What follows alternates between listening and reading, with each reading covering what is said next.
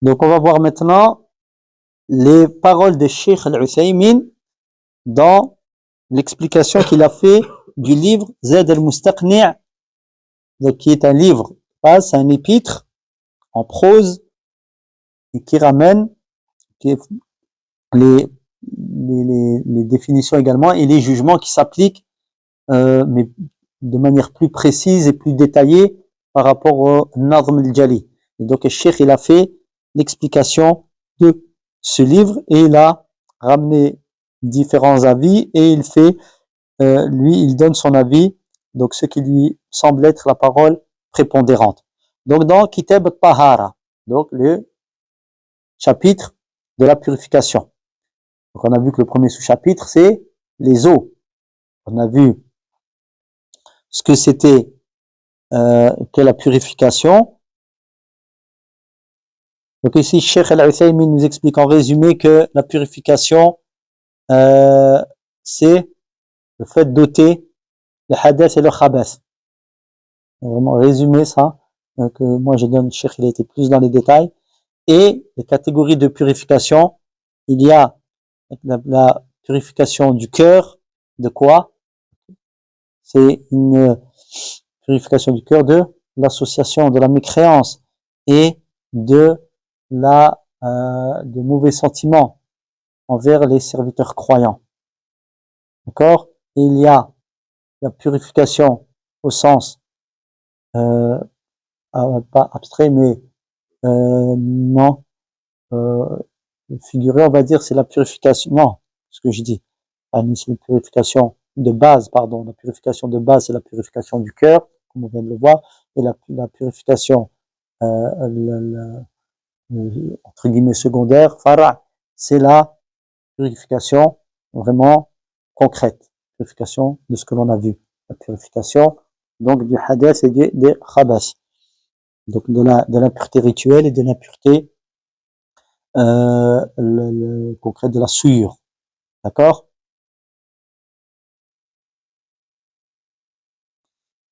Donc on avait vu dans Nadm al-Jali, donc dans le chapitre de la purification, les eaux.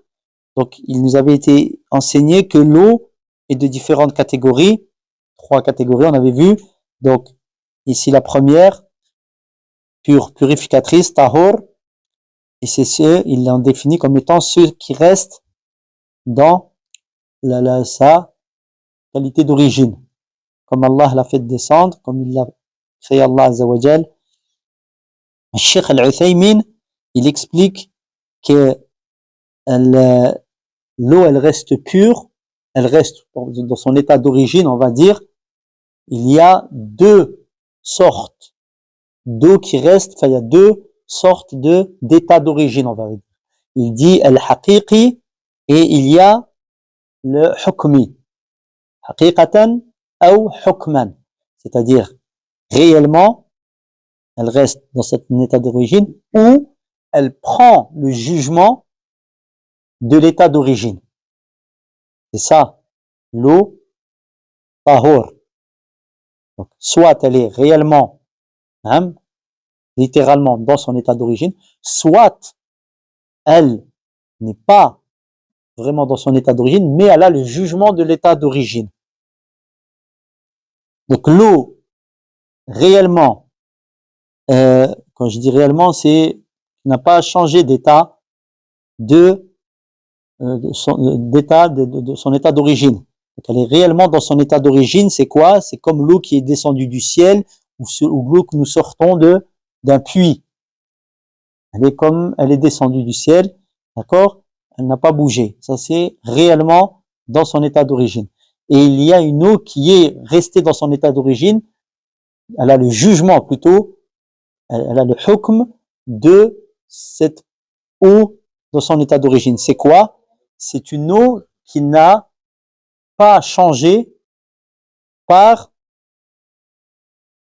quelque chose qui l'aurait touché, donc qu'il n'y a pas ôté son caractère pur. C'est ça, hukman.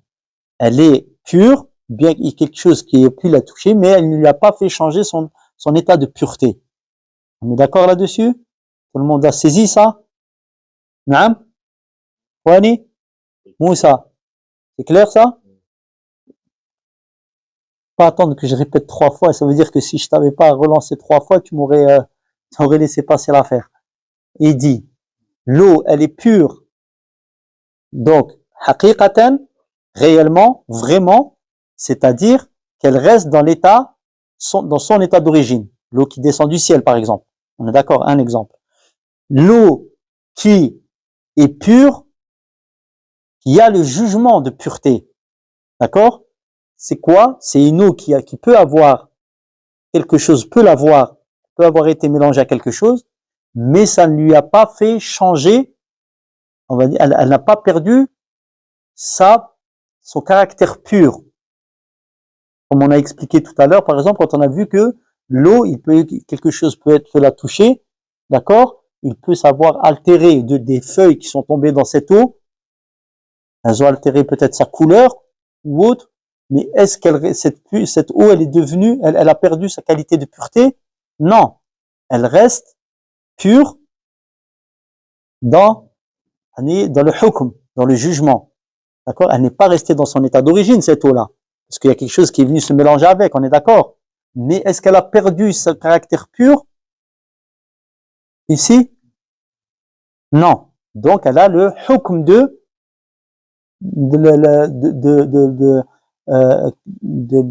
المتبقي على أصله أو الباقي على أصله. Elle a le jugement de l'eau qui est restée dans son état original. On est d'accord là? Par exemple, comme on l'a vu, comme là, une eau qui a changé de goût, est-ce que ça veut dire pourtant elle a perdu son état de pureté? Non, elle a le hukm. Pourquoi? Parce que ça ne lui a pas fait perdre justement cet état de pureté. Donc elle a le jugement de l'eau originellement descendue originellement dans l'état dans son état premier, c'est-à-dire sans que quelque chose ne l'ait touché. Donc il y a là réellement, haqiqatan, et qui porte ce jugement. C'est clair? Donc ici, je répète que l'état d'origine, ici, quand on parle de réel ou jugement, c'est quoi? Ça se rapporte à quoi? À l'état d'origine. Donc l'eau pure, purificatrice, c'est l'eau qui reste dans son état d'origine. Ensuite, le cheikh explique ça, il dit soit elle le reste réellement dans son état d'origine, soit par jugement. Et c'est là qu'il a donné les exemples. L'eau que l'on tire du puits, l'eau qui descend du ciel, elle est pure, elle est dans l'état de pureté originellement, donc réellement. Et l'eau qui n'a pas changé, qui n'a pas fait perdre son caractère de pureté, elle est également il y a un élément extérieur qui l'a touché, mais qui ne l'a pas altéré et elle reste, on dit qu'elle est d'origine, elle a son état d'origine par jugement. Elle reste dans son état d'origine. Même si elle a un goût, même si elle a, tant que c'est pas par une impureté que ça s'est produit. Cela, Wallahu ta'ala a'lam.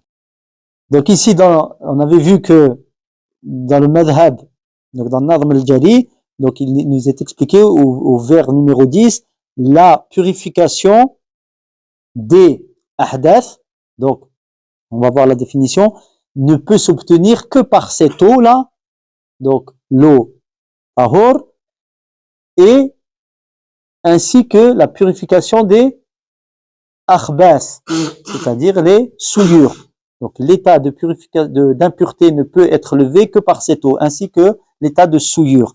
Qu'est-ce que c'est ici l'état d'impureté, le hadath, pluriel de hadath. Donc ici, il est expliqué ici en arabe وصف قائم بالبدن يمنع من الصلاة ونحوها مما يشترط له الطهارة. Il dit c'est un état ou une caractéristique, une description donc qui est propre au corps, d'accord? Cet état, donc nous on avait parlé d'état, cet état il va empêcher la prière ou autre Donc c'est ce qu'on avait dit nous, certaines adorations, d'accord, prière ou autre. Et c'est là que nous on a oublié, on n'avait pas évoqué ça, d'actes et autres actes où la purification à l'acte ou auquel ces actes, la purification est conditionnée. Ces actes qui sont conditionnés par la purification justement. Donc c'est ça le hadath, c'est un état, on a dit nous état d'impureté, donc c'est un état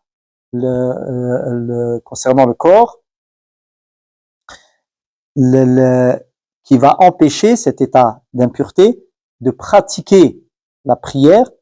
Donc ici c'est la prière, elle est évoquée parce que c'est l'acte le plus important. Donc la prière ou d'autres actes d'adoration qui sont conditionnés par l'état de pureté. D'accord? Donc c'est ça le hadath. Et ensuite il y a le khabath. D'accord? Et shir.